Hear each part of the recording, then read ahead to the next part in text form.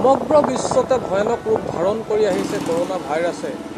বৰ্তমান সময়ত লাখ লাখ লোকৰ মৃত্যু সমগ্ৰ বিশ্বত হয়। এই কৰোনা ভাইৰাছক প্ৰতিহত কৰিবলৈ নেৰানেপেৰা চেষ্টা বৈজ্ঞানিকসকলৰ, কিন্তু প্ৰকৃতিক জানো কোনোবাই ৰোধিব পাৰে? এই সময় প্ৰকৃতিৰ সময়। বসন্তৰ মৌহনা পৰিৱেশত বৰণ হলোৱা প্ৰকৃতি যেন এতিয়া ৰূপহী গাভৰুজনী হৈ পৰিছে। বসন্তক বিদায় দি গ্ৰীষ্মৰ বুকুচাত উমলিছে প্ৰকৃতিয়ে। গ্ৰীষ্মৰ এই সময়ত প্ৰকৃতিৰ এনেবোৰ লয়লাস দৃশ্য এতিয়া চৌদিশে ভৰি পৰিছে। সঁচাকৈ এয়া যেন প্ৰকৃতিৰ সময়। প্ৰকৃতিৰ প্ৰতিটো ইচ্ছাই মানৱ জাতি শিকাই গৈছে বহু কথা। শিৱসাগৰ জিলাৰ বকতা বিভিন্ন অঞ্চলত দেখা পোৱা গৈছে প্ৰকৃতিৰ কেতবোৰ মন পৰশা দৃশ্য।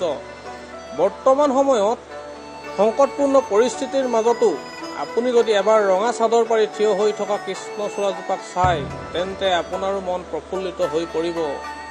সোণাৰুজোপাৰ হালধীয়া হাঁহিৰ কথা নকলেও সকলোৱে বুজি পায় প্ৰকৃতি কিমান বিনন্দীয়া। সঁচাকৈ এয়া যেন প্ৰকৃতিৰ সময়। Bureau report, Patkai TV.